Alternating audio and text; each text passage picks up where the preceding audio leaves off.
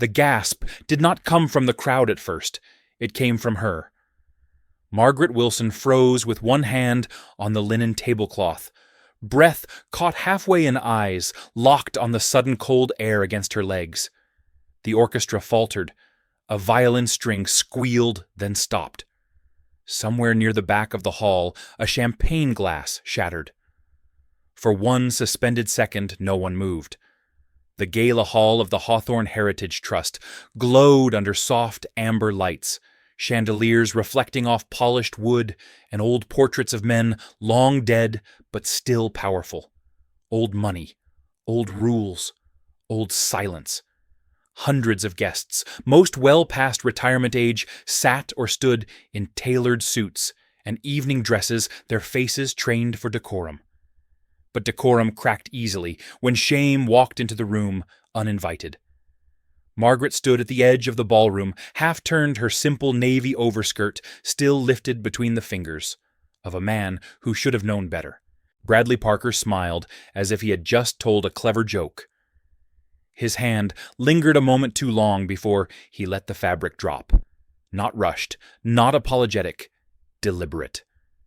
A few people saw it clearly. A few more understood without seeing. The rest sensed something wrong, the way animals sense a storm before the sky darkens. Margaret lowered her eyes, not in surrender, but in control. She smoothed the skirt back into place with careful fingers. Her shoulders were stiff, her jaw tight. The muscles in her neck pulsed once, then steadied. She could feel her heartbeat in her ears, slow, heavy, unforgiving. Bradley leaned closer, his voice low, meant only for her, but not careful enough. "You should be more aware of where you stand," he said. His breath smelled of bourbon and confidence borrowed from a name that still opened doors. Margaret did not answer. She had learned long ago that silence could be louder than protest if used correctly. Her eyes lifted, not to Bradley's face, but past him, toward the cluster of trustees near the stage, toward the security desk by the side exit, toward the people who now looked away, ashamed of their own hesitation. This was not a flashy gala. No influencers, no screaming cameras. This was a quiet room full of quiet power. Generational donors, retired judges, former senators, people who believed they had already seen everything worth seeing. They were not used to disruption, especially not from a woman who looked like she belonged in the background. Margaret had arrived early that evening, long before the valet line wrapped around the block. She had checked name cards, aligned programs, smoothed creases from the auction tablecloths with the palm of her hand. No jewelry, no escort.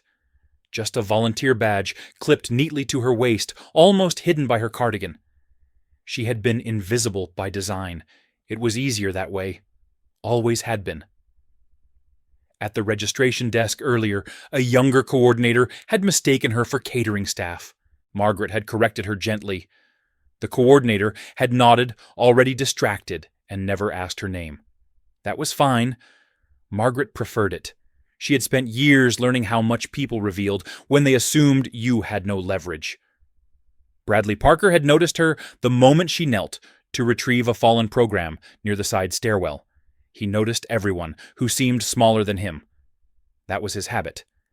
He watched from across the room as she stood brushed off her knees and thanked an elderly guest who helped gather the papers. The guest smiled at her warmly. Bradley did not like that. By the time he approached, the room was louder. Wine had loosened tongues. The orchestra played something nostalgic. A sense of entitlement drifted through the air like perfume. Bradley blocked her path casually, one hand on his glass, the other gesturing toward her badge. "You staff?" he asked.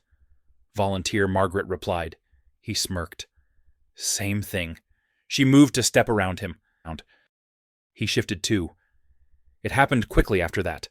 Emotion masked as clumsiness. A laugh meant to frame it as harmless. But his fingers were sure, calculated, testing how far he could go before someone stopped him. No one did. Not immediately. A woman near the auction table whispered, "Oh my God." A man beside her muttered, "That's inappropriate." Someone else said, "Did you see that?" But the words stayed where they were, between lips, behind hands, inside chests. Margaret felt the heat rush to her face, then the cold. She had felt this before years ago in a different building, under different lights. Back then, she had walked away, told herself it was not worth the fight. Tonight, something was different.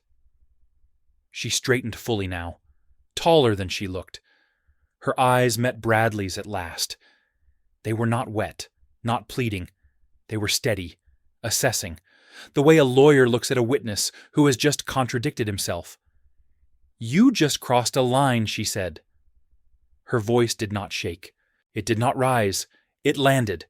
Bradley laughed once, sharp and dismissive. "Relax. You're making a scene." That word hung in the air. Scene. As if she were the problem, as if the room had not tilted because of him. Margaret turned away from him, then not in retreat, but with purpose. She walked directly toward the security desk. Each step felt heavier than the last, but she did not slow. Her shoes tapped against the wood floor, steady and audible now that the orchestra had stopped. People watched her go, some with concern, some with relief that it was no longer their responsibility. One older man rose halfway from his chair, then sat back down. He would regret that later. At the desk, a security supervisor looked up alert, now reading the tension in her posture before she spoke. "I need to report an incident," Margaret said. "Immediately." The supervisor nodded, already reaching for his radio.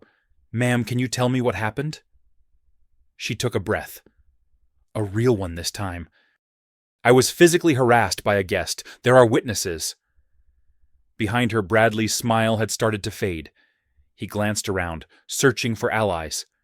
A few people met his eyes. No one stepped forward. Somewhere upstairs, a door opened.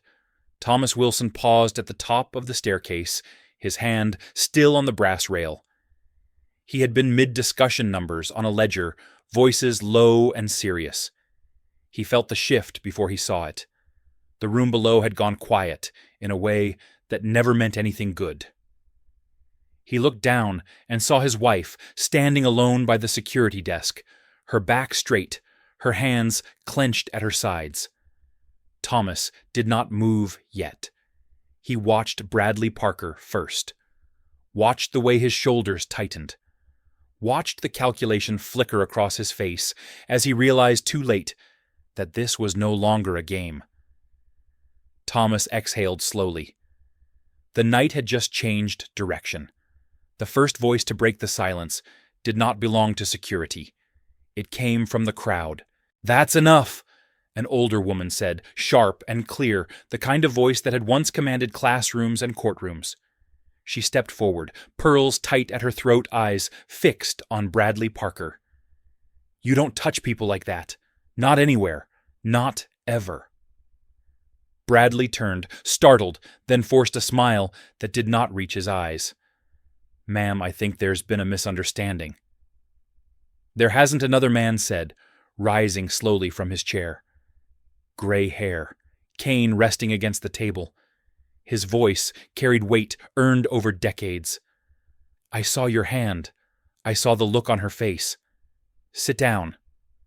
Bradley laughed again, but the sound cracked this time. "Let's not turn this into a circus."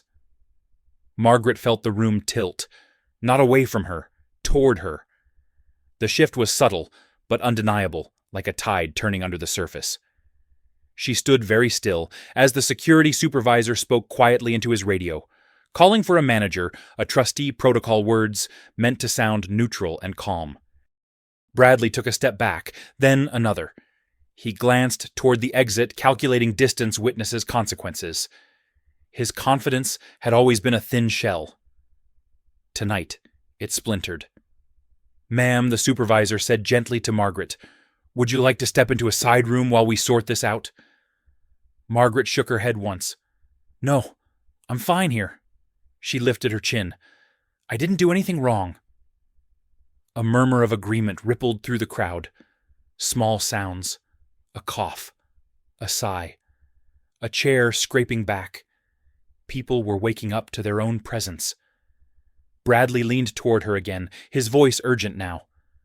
"Look, I don't know who you think you are, but this is a private event. My family's been donors here for years." Margaret finally looked directly at him. "Then you should understand how standards work." Her words were quiet. They cut anyway. A trustee approached clipboard, clutched tight. "Bradley, we need you to come with us," he said, trying for authority, just for a moment. Bradley scoffed. "You're taking her word over mine." "No," the trustee replied. "We're taking the room." That landed harder than anything else had. Margaret felt a tremor run through her hands.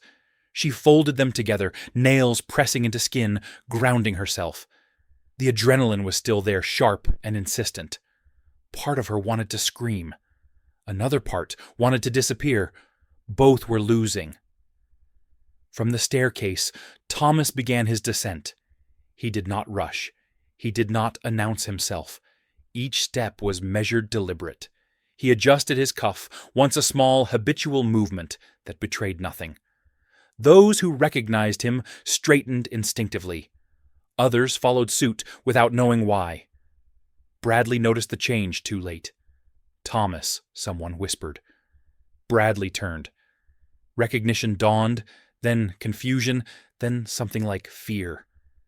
"Mr. Wilson," he said quickly, forcing a smile. "I didn't realize you were here tonight." Thomas stopped a few feet away. He looked at Bradley, the way one looks at a document full of errors. Patient, thorough, inevitable. "I'm always here," Thomas said. "This is my responsibility." He turned then not to Bradley, but to Margaret. His eyes softened for a fraction of a second.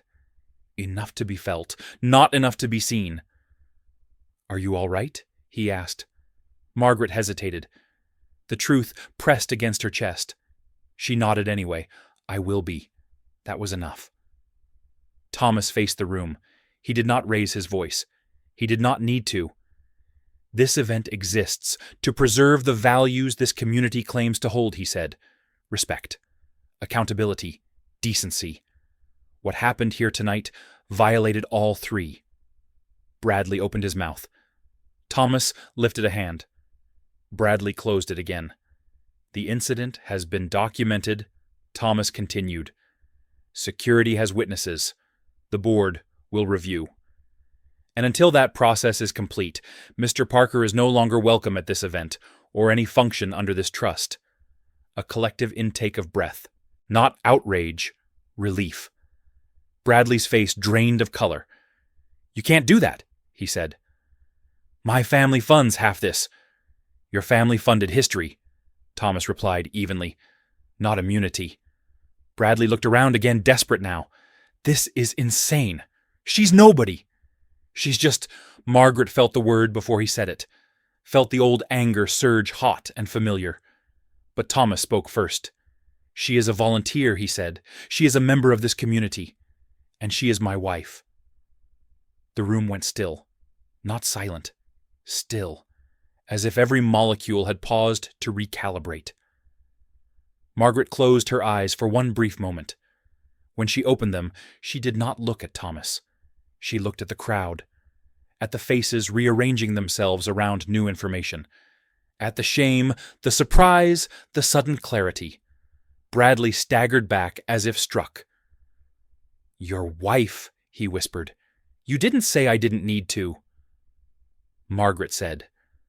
Bradley's composure shattered then. He dropped to one knee, not dramatically, but clumsily, hands trembling. "Please," he said the word, tearing out of him. "This doesn't have to ruin everything. I didn't mean it like that. I'll apologize. I'll do whatever you want." Margaret felt a strange calm settle over her. The storm inside her eased not because he begged, but because she no longer needed him to understand. She stepped forward, just one step. "You didn't misstep," she said. You revealed yourself. Bradley looked up at her eyes, wet voice breaking. Please. She studied him. The man he was, the boy he had never outgrown, the system that had protected him until it didn't.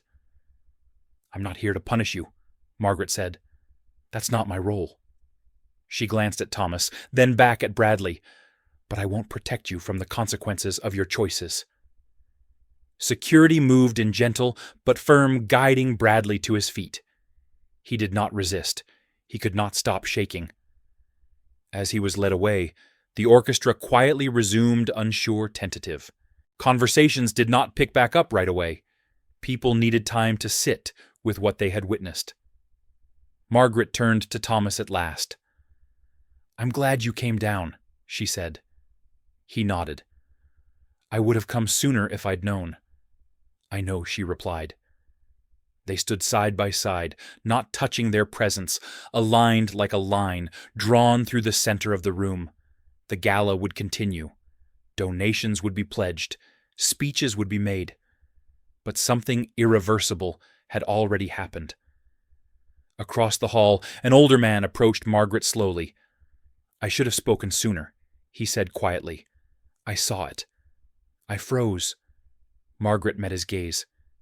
You're speaking now. He nodded, grateful. Thank you. As he walked away, Margaret felt the weight of the night settle into something steadier. Purpose. Resolve. The truth was out now. Not just about who she was married to, but about who she had chosen to be. Above them, the portraits watched in silence. The chandeliers glowed. The room breathed again. And the story was only beginning. The police arrived without sirens. 2 cruisers eased to the curb outside the Hawthorne building, lights dark engines idling like restrained animals. Inside the gala did not stop, but it changed shape. Conversations lowered. Smiles tightened. People watched the doors. Margaret noticed everything. She noticed how quickly respect reorganized itself once truth entered the room. How people who had not met her eyes an hour earlier now waited for permission to speak. How sympathy, when delayed, often arrived disguised as admiration. A uniformed officer stepped inside, hat in hand, posture formal. He spoke first to security, then to Thomas. Names were exchanged, statements requested. The process moved forward, not loudly, not dramatically, but with the calm certainty of systems that had been built long before any of them were born. Margaret followed them to a smaller conference room off the main hall. No windows, a long table, bottled water lined up neatly untouched. The officer asked her to describe what happened. He did not interrupt. He did not rush her. He listened. As she spoke, Margaret felt the event detach itself from her body. Each detail became something external, observable, documented. The smell of bourbon, the pressure of fingers on fabric, the half-second of laughter that had not been laughter at all. The officer wrote steadily, nodding once in a while, eyes never leaving the page. When she finished, he looked up. "Thank you," he said. "That helps." Outside the room, voices rose briefly, then fell. Someone was arguing. Someone was crying. Margaret knew without seeing that Bradley Parker had finally understood the weight of the word report. Thomas waited for her by the door. He did not ask how she felt. He already knew the answer would be complicated. "Do you want to go home?" he asked. Margaret looked back toward the ballroom. The orchestra was playing again, softer now. The night was refusing to collapse. "Not yet," she said. "If I leave now, it becomes something people explain away." He nodded. "Then I'll stay." They re-entered together, heads turned. This time, no one pretended not to see them. A woman, Margaret recognized from the registration desk, approached hesitantly. "I'm so sorry," she said. "I didn't realize." Margaret raised a hand gently. "You didn't need to." The woman flushed. "Still." "I should have checked in sooner." "Yes," Margaret said. "You should have." The woman swallowed, nodded, and stepped aside. It was a small exchange. It mattered. Near the stage, a trustee cleared his throat and addressed the room. He did not mention names. He did not dramatize. He reminded everyone why the trust existed, why accountability was not optional, why silence when convenient was not neutral. People listened differently now. Later, when the last auction item had been bid on and the crowd thinned, Margaret slipped away to the side corridor that overlooked the garden. The air outside was cool. Leaves rustled against stone. She leaned against the railing and let herself breathe without witnesses. For the first time that night, her composure cracked, not publicly, not loudly, just enough for truth to slip through. She pressed her palms together until the shaking stopped. The old doubt crept in, familiar and insidious. If she had dressed differently, if she had spoken sooner, if she had been less careful, less quiet, less herself. Thomas joined her without a word. He did not touch her. He stood close enough that she could feel his presence without being crowded. "I should have said something sooner," she said, finally. He did not argue. "You said something when it mattered." "I'm tired of needing it to matter this much," she said. He exhaled slowly. "So am I." They stood there until the night settled, until the building behind them exhaled its last guests, until the garden lights dimmed. 2 days later, the calls began. Not reporters, not yet. First came the board members, carefully worded messages, expressions of concern, requests for guidance. Margaret listened, took notes, said little. Then came the lawyers. The Trust's counsel requested a formal meeting. So did Bradley Parker's. Margaret declined the second. She did not owe him a conversation. The law would handle what needed handling. When the local paper published the story, it was measured. No names in the headline, just facts. A brief mention of a donor removed, a note about a police report filed, a quote from a trustee about values. Margaret read it once, then closed the page. At the legal clinic the following week, her colleagues noticed the change before they knew the reason.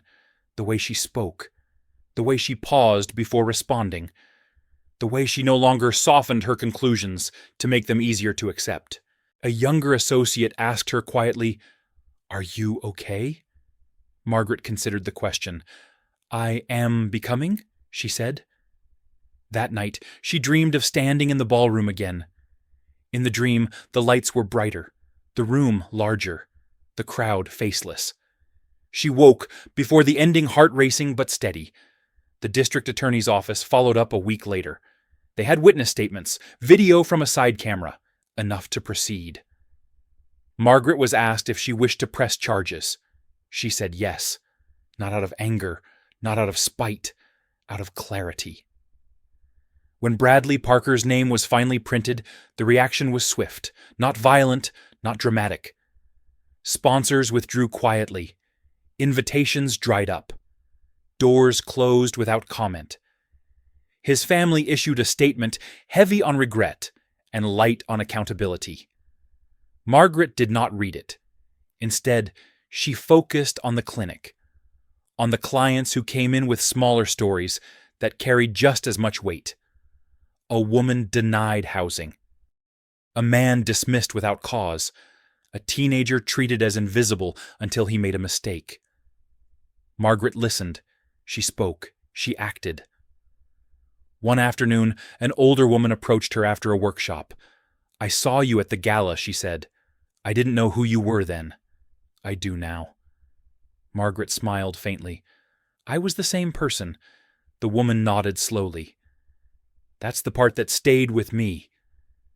The case moved forward. There would be hearings, depositions, time. Margaret prepared herself for all of it. She did not romanticize the process. Justice was rarely neat, but it existed, and it required participation. On a quiet evening, Thomas found her reviewing notes at the kitchen table, glasses perched low on her nose pen, moving steadily. You don't have to prove anything, he said. She looked up. I know. Then why do you look like you're preparing for battle? She set the pen down. Thought for a moment.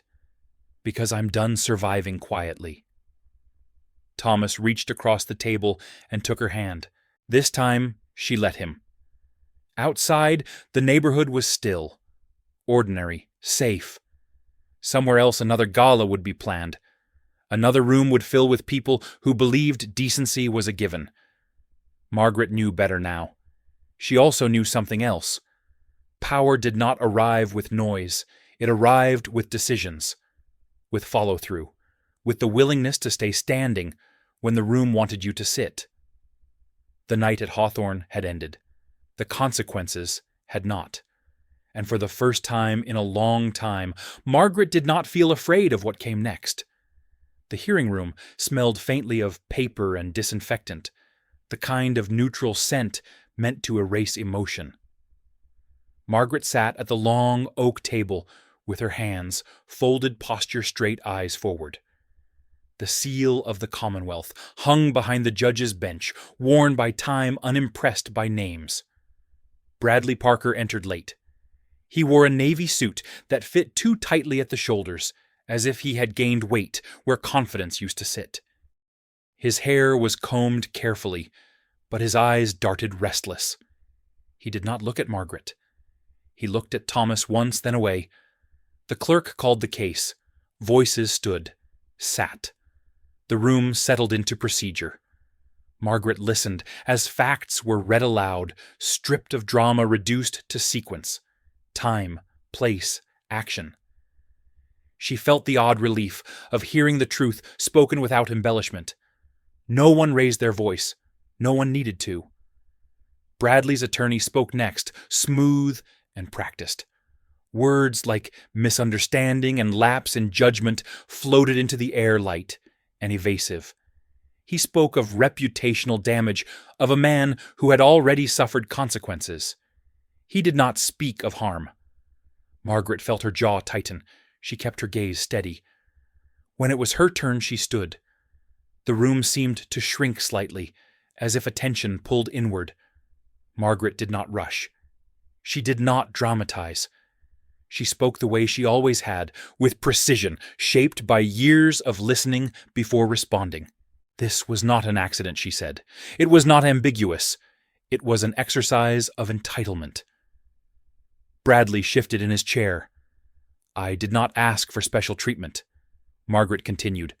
I asked for acknowledgement. For the record to reflect what happened, so that the next person does not have to wonder if silence is safer. She paused. Let the words settle. The judge nodded, once expression unreadable. Thank you, he said. The decision would come later.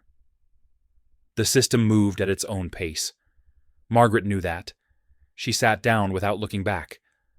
Outside the courthouse, a small cluster of reporters waited. Not many, just enough. They asked questions. Margaret answered one. This isn't about who I'm married to, she said. It's about what we allow. She walked away before they could ask more. That afternoon, she returned to the clinic. A client waited, hands clenched around a folder of eviction notices. Margaret sat across from her, voice calm, eyes kind. Let's take this one step at a time, she said. The woman exhaled, shoulders dropping. Trust arrived quietly. Weeks passed. The case progressed. Depositions were taken.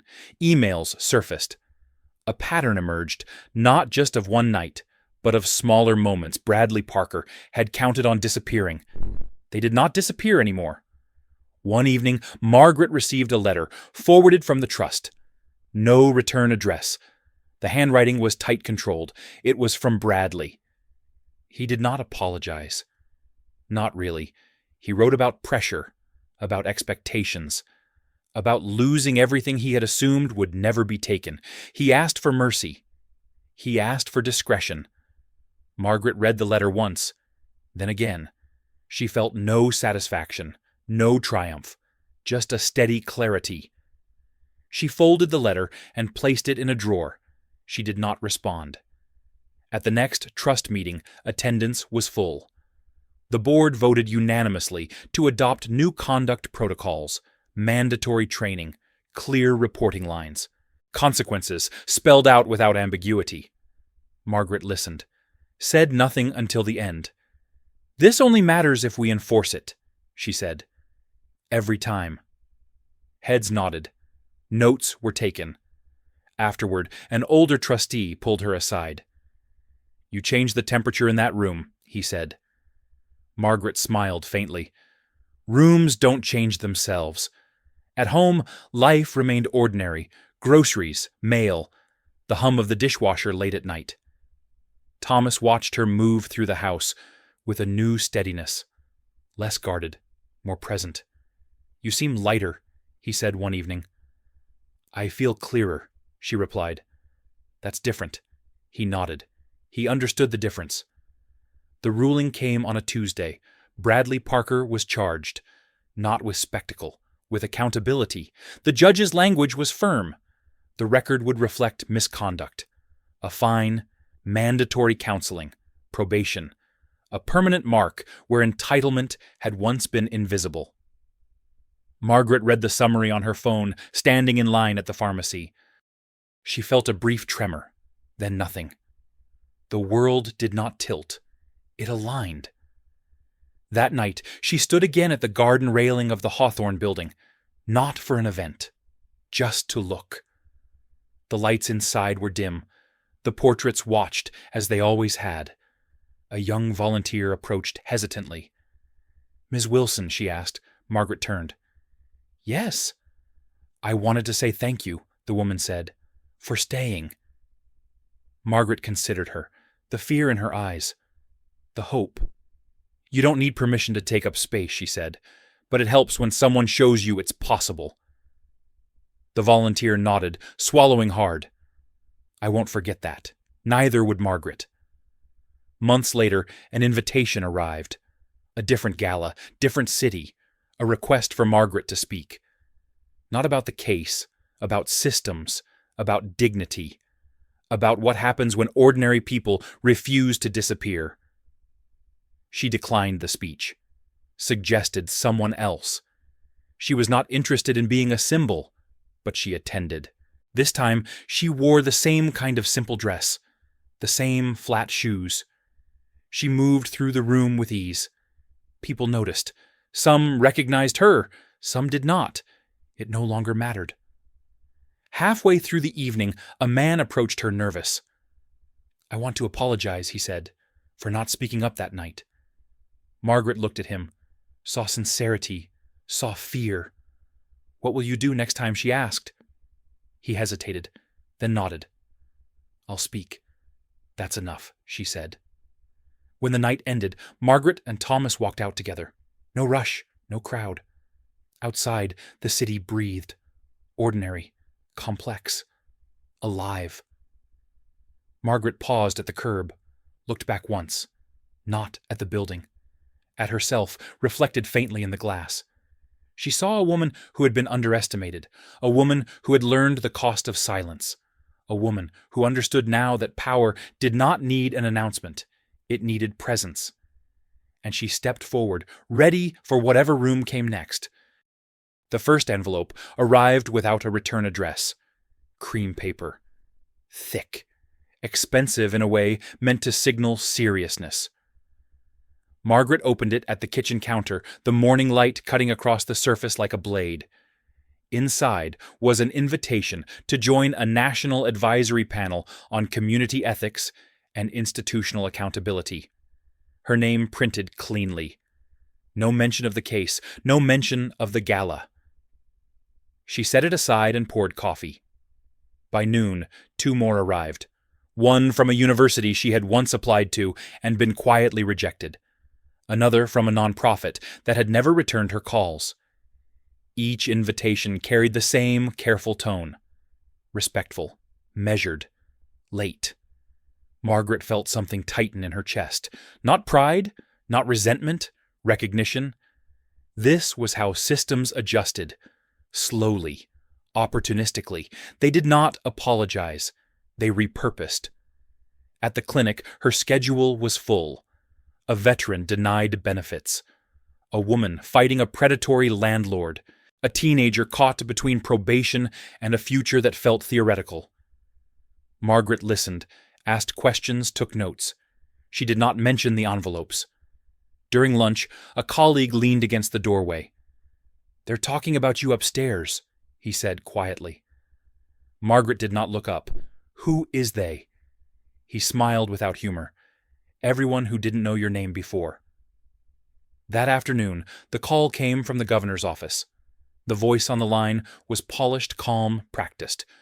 Congratulations were offered. Impact was praised. A task force was mentioned. Margaret listened without interrupting. When the voice paused for her response, she spoke carefully. "I don't accept positions to validate institutions," she said. "I accept them to change outcomes." There was a brief silence. Then agreement, quick, eager. She asked for time. That night, Thomas found her sitting on the living room floor, envelopes spread around her like evidence. "They want access," she said. "They want alignment," he replied. "They want absolution," she said. Thomas sat beside her. "What do you want?"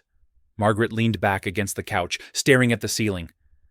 "I want to make sure this doesn't turn into a story about redemption for people who never paid the cost." He nodded. "Then you set the terms." The next morning, Margaret drafted a letter, not accepting, not declining, reframing.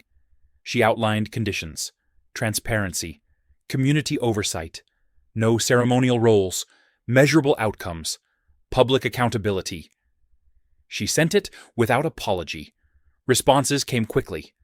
Some enthusiastic, some defensive. A few never came at all.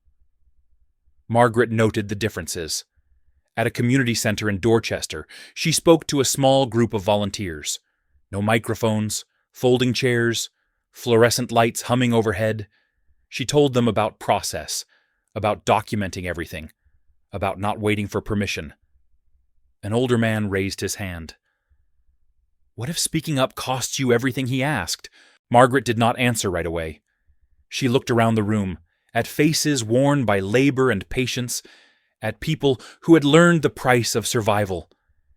"Then you decide what everything is worth," she said. The room was quiet, not stunned, thoughtful. Weeks passed. The case against Bradley Parker faded from headlines. As cases do, Margaret did not follow the coverage. She followed the work. Then one afternoon, as she prepared for a mediation session, she saw his name on a docket across the hall.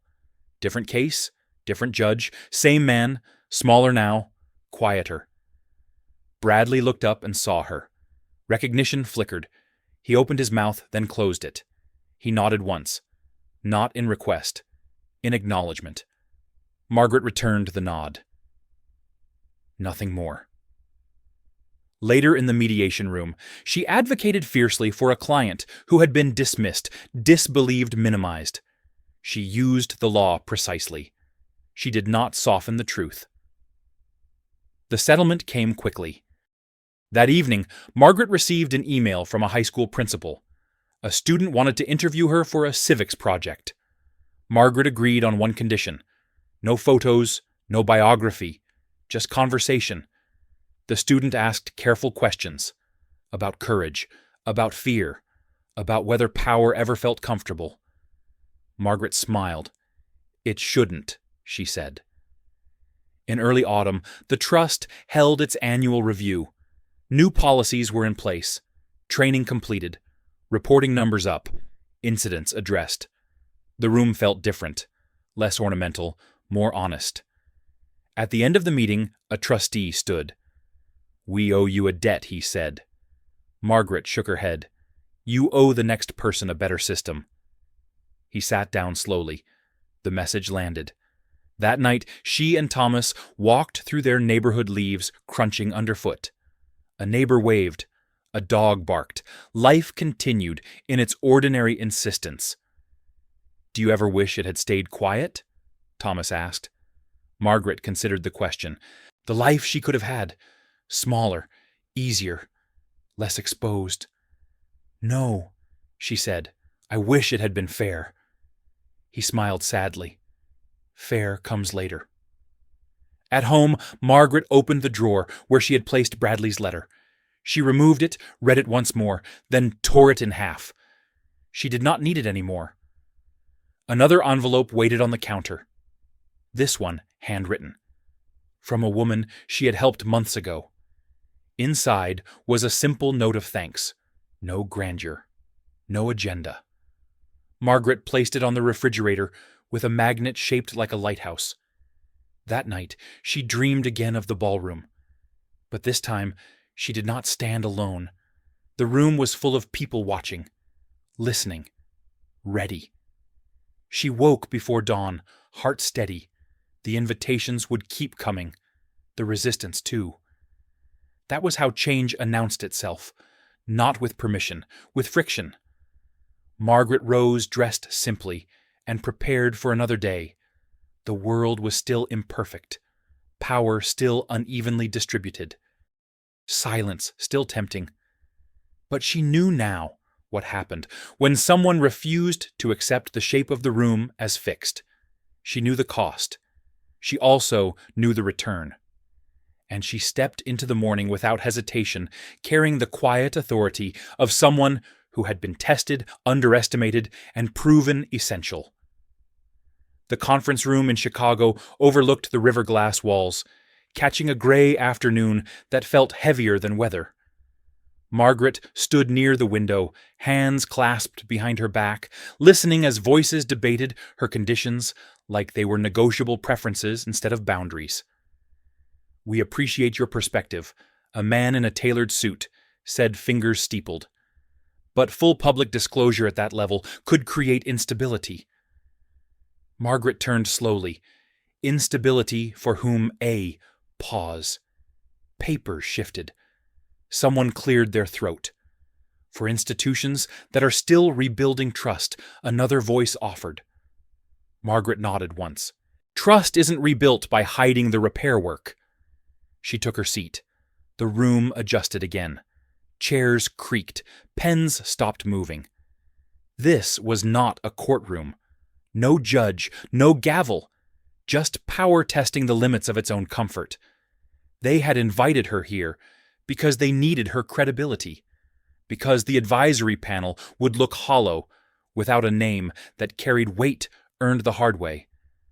They wanted her to stand beside them, smile, lend gravity without shifting the ground.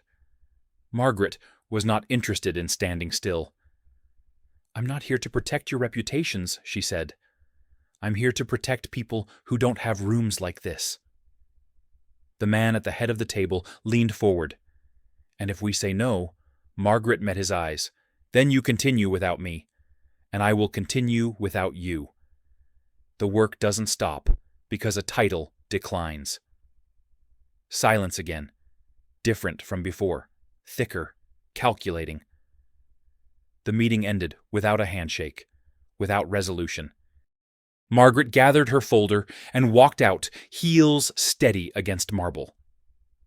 She did not check her phone until she reached the elevator. 3 missed calls, all from Thomas. She called him back as the doors closed. "What happened?" "The board meeting turned," he said. "Not against you. Towards something bigger." The elevator hummed. "Say more. They're announcing an internal audit. Voluntary, full scope." Margaret exhaled slowly. "They didn't want that yesterday. They don't want it today either," Thomas replied. "But they see what happens if they don't." Margaret leaned her head back against the wall. "Pressure works when it's applied consistently." "That's what you've been doing," he said. She smiled faintly. "That's what the system trained me to do." In the weeks that followed, the audit exposed patterns no one wanted to name, but everyone recognized. Settlements quietly paid, complaints redirected, careers preserved at the expense of those who left quietly. Margaret reviewed the findings line by line. She did not editorialize. She highlighted, annotated, asked questions that refused to be ignored. At a town hall in a small Ohio city, she sat on a folding chair beside a retired factory worker who had never trusted panels or committees. He spoke into the microphone with hands that shook from arthritis and memory. "They listen now," he said, eyes on Margaret. "But what happens when you're gone?" Margaret answered without hesitation. "Then we'll know whether this was about me or about change." The audience murmured. Approval, skepticism, both welcome. On a cold morning in December, the advisory panel reconvened. Same city, different tone. The man who had questioned instability now read from prepared remarks, acknowledging failure. Margaret watched him closely. Not for sincerity, for follow-through. After the session, a young analyst approached her, nervous energy radiating. "I want to thank you," she said. "I almost quit last year. Quit last." Margaret tilted her head. "Why didn't you? I thought if I stayed, maybe I could change something." The analyst replied. "I didn't know how." Margaret smiled. Neither did I at first. Back home, the house felt quieter than usual. Thomas was traveling. Margaret cooked for one. The radio played low. She sat at the table long after dinner, reviewing notes for a community workshop scheduled the next day. A knock came at the door. Unexpected. Firm. She opened it to find a man in a dark coat posture, formal but eyes kind. He introduced himself as a federal investigator, showed credentials, asked if he could come in. Margaret stepped aside, offered a chair. He declined. "We're expanding our inquiry," he said. "Your name came up, not as a subject, as a reference, for what she asked. For integrity," he replied, "for consistency." Margaret felt the weight of the words settle. "What do you need your perspective?" he said, "on where the blind spots still are." She did not hesitate. She spoke for nearly an hour about funding incentives, about silence rewarded, about how people learned to survive inside systems that trained them not to speak. When he left the house, felt larger. Margaret stood in the doorway long after the sound of his car faded. Later that night, Thomas called. "You all right?" "Yes," she said, tired but clear. "Good," he replied. "Because there's something else." She waited. "The company's board wants you to chair the new oversight division," he said. "Independent, fully funded. No reporting lines to me." Margaret closed her eyes.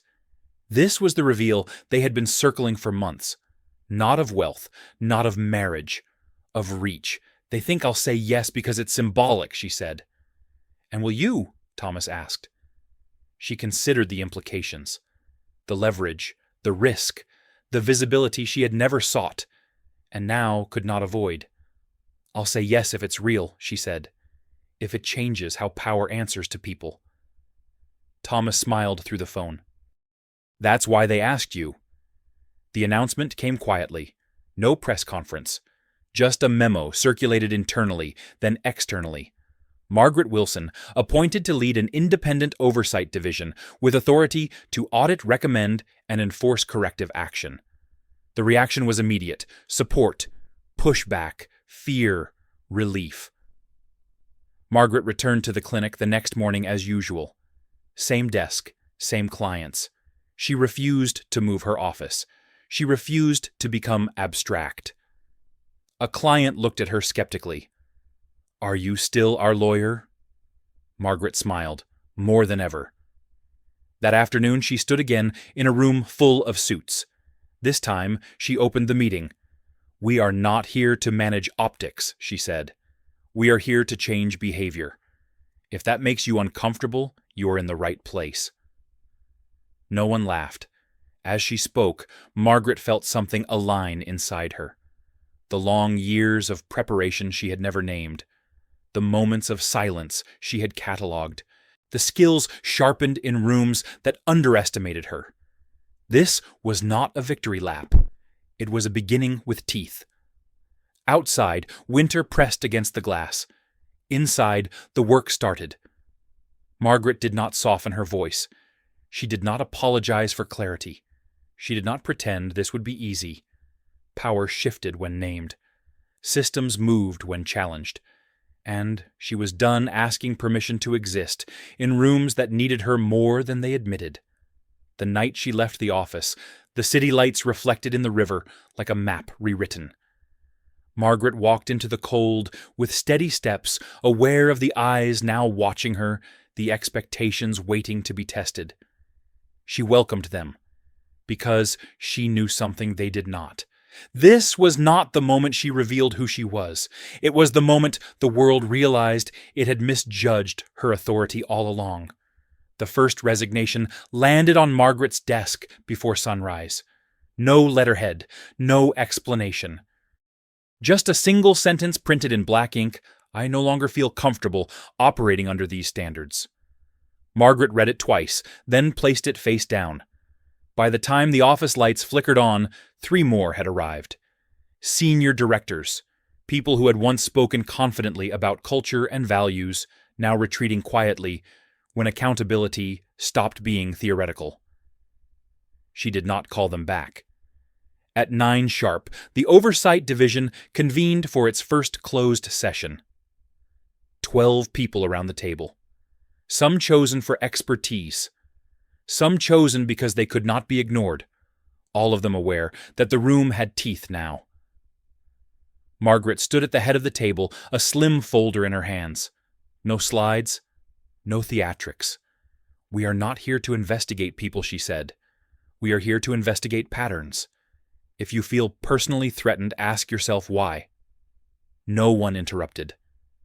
She opened the folder. "We begin with procurement." A murmur moved through the room. Procurement was where influence hid best, where favors wore contracts, where harm was delayed just long enough to deny intent. The next 2 hours moved fast. Names, timelines, gaps no one had wanted to see. Margaret asked questions that did not accuse, but refused escape. She watched who answered quickly and who hedged, who took notes, who folded their arms. When the meeting adjourned, the room felt different, not hostile, alert. Outside, Thomas waited by the elevators. He studied her face, the way he always did after difficult days. "You didn't blink," he said. "I don't have the luxury," she replied. That afternoon, a call came from a state senator. Friendly voice, cautious language, a reminder of shared goals, a suggestion that the pace might be aggressive. Margaret listened, then spoke once. Aggressive is what happens when harm compounds. This is corrective. The line went quiet, then polite agreement, then a promise to stay in touch. She ended the call and wrote a note to herself. Pressure identified, source logged. The backlash did not come as outrage. It came as concern. Editorials questioning tone, anonymous quotes about destabilization, think pieces that praised her courage while warning against excess. Margaret read none of them. She spent her evenings reviewing case files from the oversight hotline. Hundreds already. Stories she recognized even before the details filled in. The shape of them was familiar. Silence rewarded. Compliance praised. Resistance punished. One night, she stopped mid-sentence and closed the file. Her hands trembled, not from fear, from accumulation. She stood, walked to the window, and let the city breathe around her. Somewhere below, people lived inside systems that would never make headlines. That was the point. The next morning, an unexpected visitor arrived at the clinic. An older man with careful posture and a hat. He did not remove until asked. He introduced himself as a former board member from another institution, one Margaret had quietly flagged months earlier. "I should have listened sooner," he said. "I didn't." Margaret waited. "I want to help now," he continued, "if it's not too late." She considered him. The cost of late allies, the value of redirected power. "Then you start by telling the truth," she said. He nodded. "That's why I'm here." By the end of the week, subpoenas were drafted, not dramatic, precise, narrow, unavoidable. The Oversight Division had teeth, and it had learned where to bite. The announcement went public on a Friday afternoon, timing chosen carefully, transparency without spectacle. Phones rang off the hook. Margaret ignored most of them. At home that night, Thomas poured 2 glasses of wine and handed her one. She did not drink it. She held the glass, watching the light catch the surface. "They're going to come for you," he said quietly. She met his gaze. "They already are." "And you're ready." She smiled, thin but genuine. "I was ready long before they noticed." The following week, a televised hearing was scheduled. Margaret did not seek the spotlight, but she did not avoid it. The oversight role required visibility now. Silence would be misread. The hearing room was larger than the one where Bradley Parker had once sat, diminished and exposed. Cameras lined the walls. Lawmakers filled the dais. The air buzzed with expectation. Margaret took her seat. Straight spine, calm hands, eyes forward. Questions came, some fair, some performative, some edged with resentment. She answered each with the same measured clarity. No defensiveness. No concession. When one representative suggested that her approach risked discouraging leadership initiative, Margaret responded evenly. Leadership that requires immunity is not leadership. It's entitlement. The room stilled. After the hearing, a junior staffer approached her, eyes bright. "That was incredible," she said. Margaret shook her head. That was necessary. Outside, reporters shouted questions. Margaret answered one. Just one.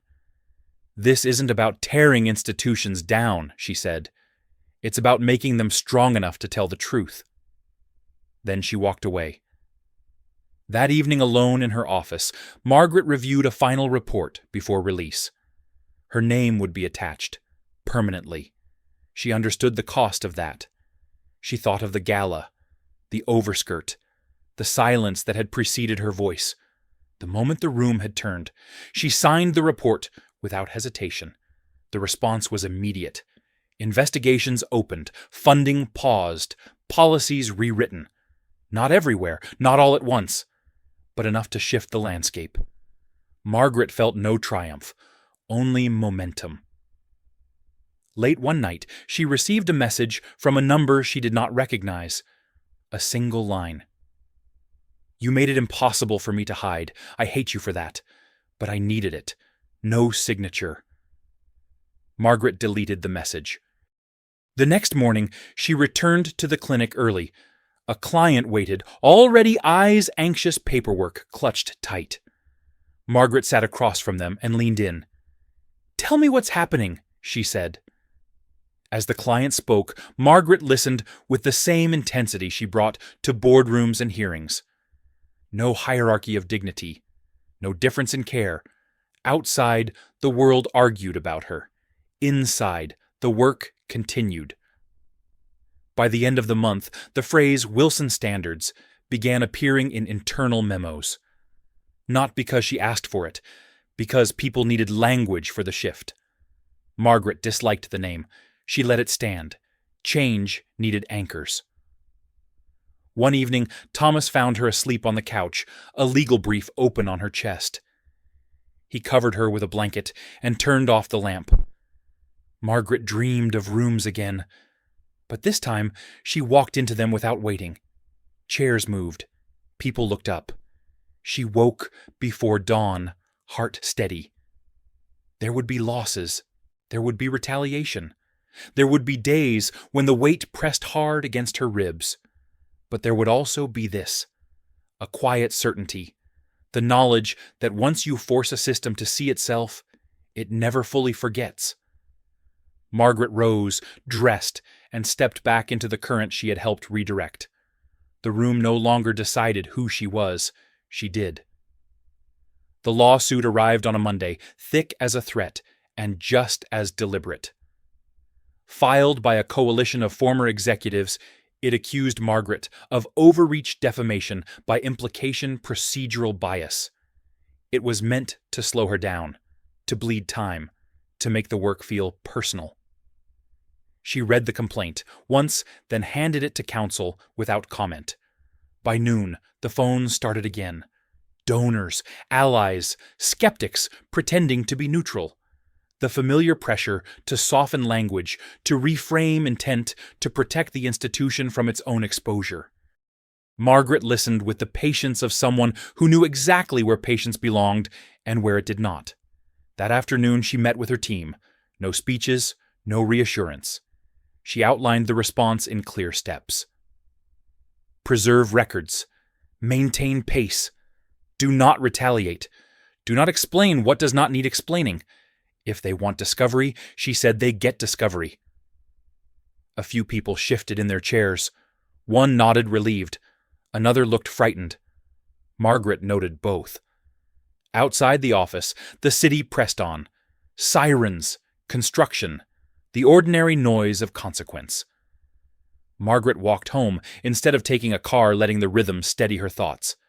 She passed storefronts with lights half on, half off. Lives continuing without permission from the headlines. At home, Thomas had already seen the filing. He watched her remove her coat, hang it carefully, set her bag down in its place. "You all right?" he asked. "Yes," she said. "I'm exactly where they hoped I wouldn't be." He poured water, not wine. They sat at the kitchen table, the same one where envelopes had once piled up. The lawsuit lay open between them, text dense, accusatory, precise in its misdirection. "They want to put you on trial," Thomas said. "They want to put the process on trial," Margaret replied. "I'm just the doorway." That night, she slept poorly. Dreams crowded in. Hearing rooms, long tables, voices overlapping. She woke before dawn and went for a run, the cold air sharp enough to cut through the fog. With each step, the noise receded. At the oversight office, the team had already gathered.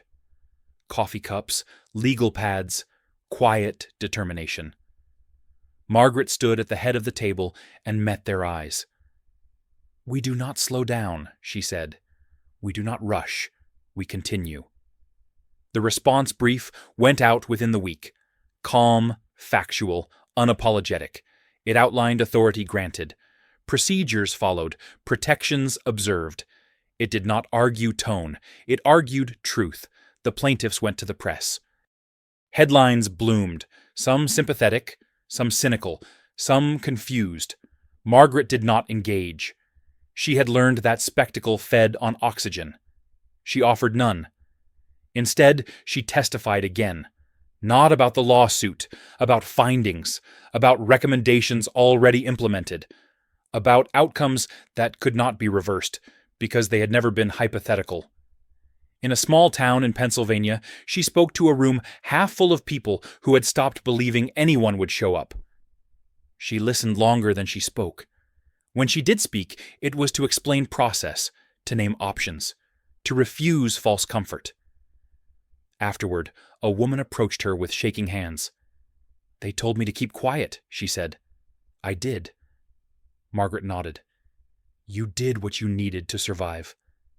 And now the woman asked, "Now you choose what comes next." Margaret replied. Back in the city, the lawsuit entered discovery. Documents poured in.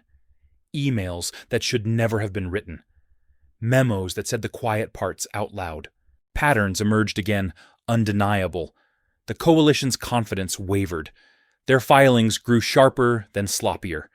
They accused Margaret of bias because she refused to flinch. In a closed meeting, a senior advisor suggested compromise. "It might make this go away faster," he said. Margaret looked at him.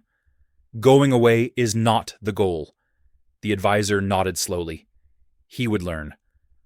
One evening, Margaret found a note slipped under her office door. Handwritten. No signature. A warning thinly veiled. She read it, folded it, and placed it in a drawer. She added a line to her security protocol and moved on. At home, Thomas watched her pack a bag for another trip. "You don't have to carry all of this," he said. She zipped the bag.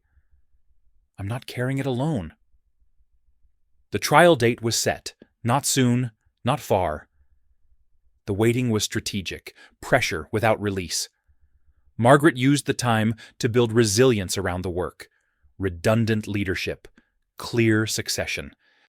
The system would not hinge on her availability. In the oversight office, a new analyst presented a report that challenged one of Margaret's assumptions. Margaret read it carefully, asked questions, thanked the analyst publicly, corrected the course. Authority strengthened when it welcomed correction. The plaintiff's counsel requested a settlement conference. Conditions attached. Language softened. Accountability blurred. Margaret declined.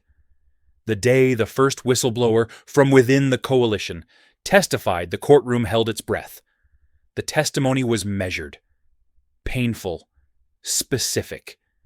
It corroborated everything Margaret had refused to dilute.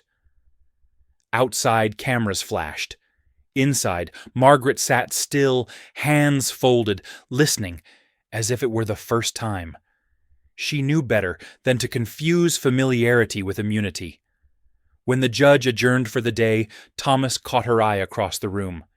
He smiled once, small, steady. That night, Margaret returned to the Hawthorne building alone. The garden was empty, the lights dim. She stood at the railing where it had all begun and let the memory surface. The overskirt, the silence, the choice. She did not feel anger. She felt gratitude for the moment that had refused to let her disappear. The lawsuit dragged on, then fractured. One plaintiff withdrew, then another. The coalition thinned. The narrative collapsed under its own weight. When the ruling came, it was narrow and decisive. Claims dismissed. Authority affirmed. Costs assessed. No victory speech. No apology demanded. Margaret read the decision at her desk, then closed the file. The next morning she arrived early. The oversight office hummed to life around her. Phones rang, emails arrived. Work resumed. A junior attorney approached her, eyes bright with relief. "We did it," she said. Margaret shook her head gently. We kept going. At lunch, she sat with her team, talking about ordinary things.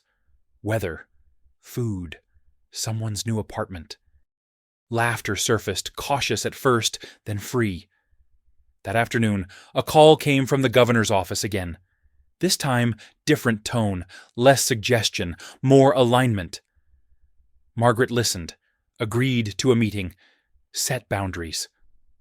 As evening fell, she walked home once more. The city lights reflected in puddles from an earlier rain.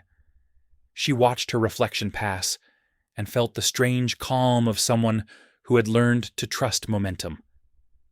At home, Thomas waited with dinner. Simple, familiar. They ate in comfortable silence.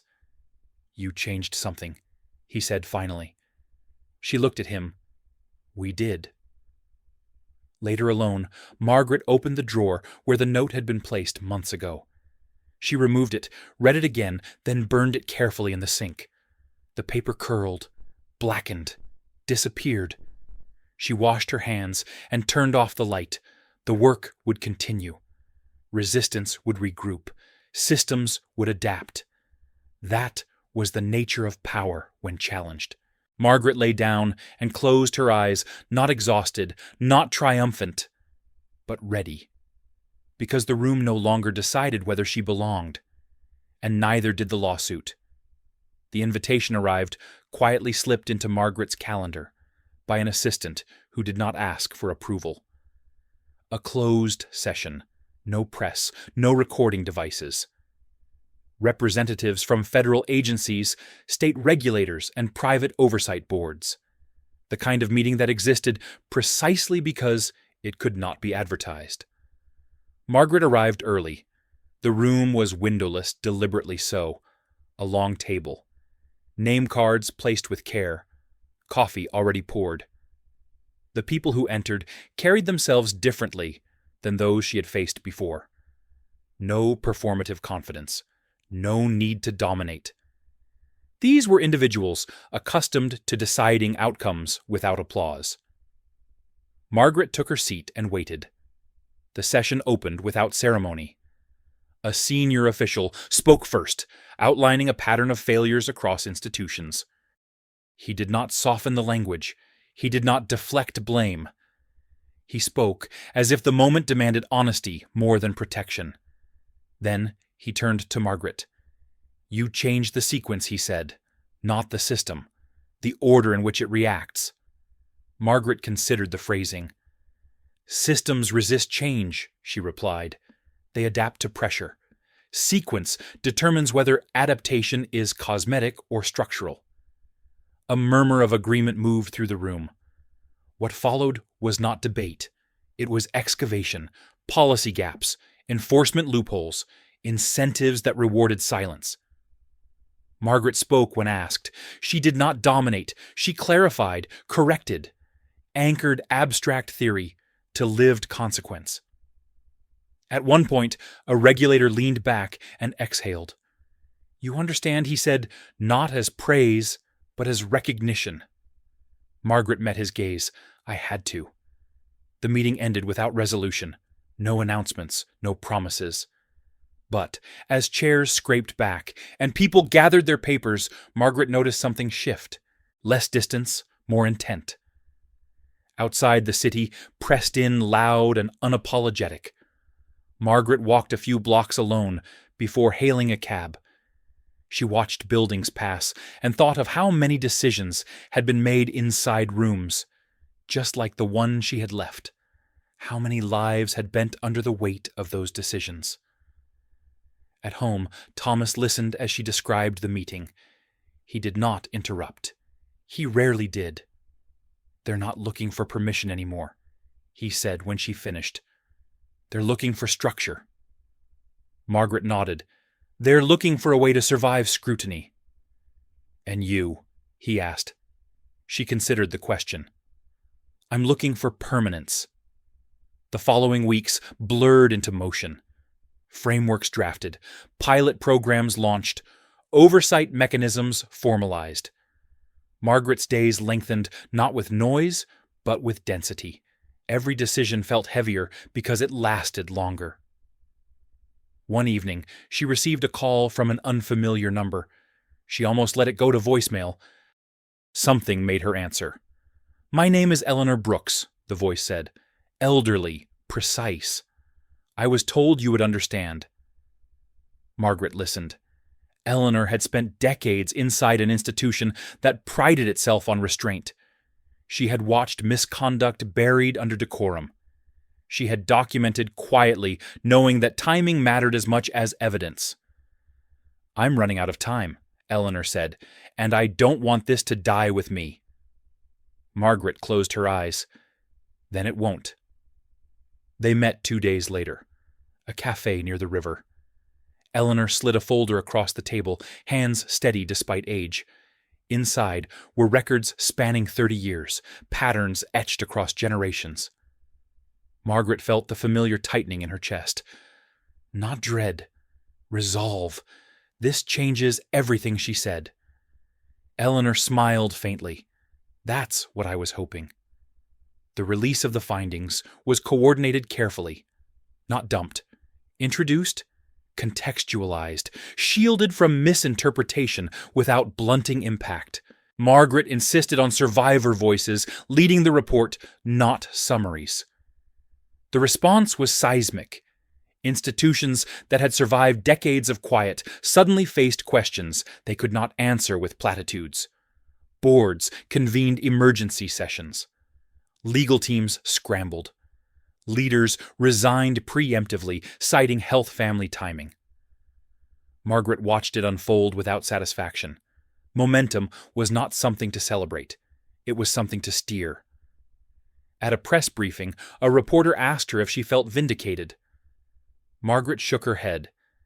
Vindication suggests this was personal. It wasn't. "What was it then?" the reporter pressed. "Necessary," Margaret replied. Later that night, she stood again at the window of her office, city lights stretching outward like a map of consequences. She thought of Eleanor, of Bradley, of the woman who had asked what came after silence. Thomas joined her, resting a hand lightly at her back. "You okay?" Margaret nodded. "I'm thinking about what happens when this ends." He smiled gently. "It doesn't." "No," she agreed. "It evolves." The oversight division expanded.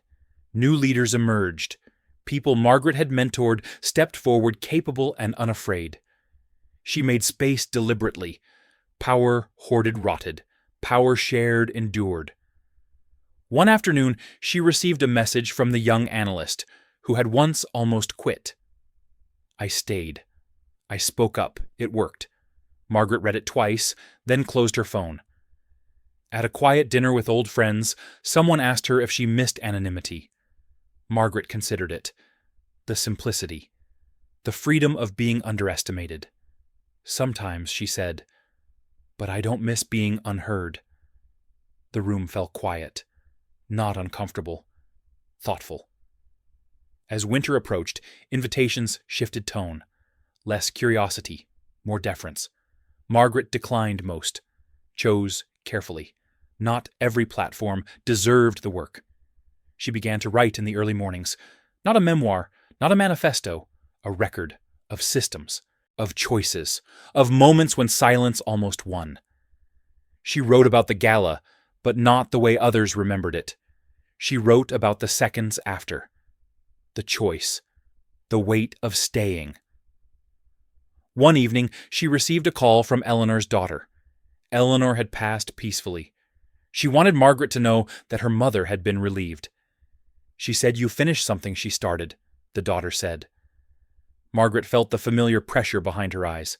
She carried it long enough. At the memorial, Margaret stood quietly at the back. No speeches, no recognition, just presence. When she returned home, she placed Eleanor's folder on her desk. It would not gather dust. The world did not slow. New crises emerged. New resistances hardened. Margaret met them with the same discipline she had learned the hard way.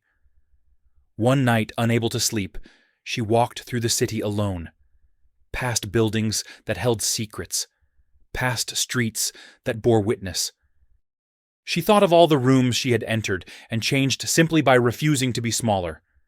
The next morning, she woke early, dressed simply, and prepared for another day. There was still work to do, and she was no longer waiting for permission to do it.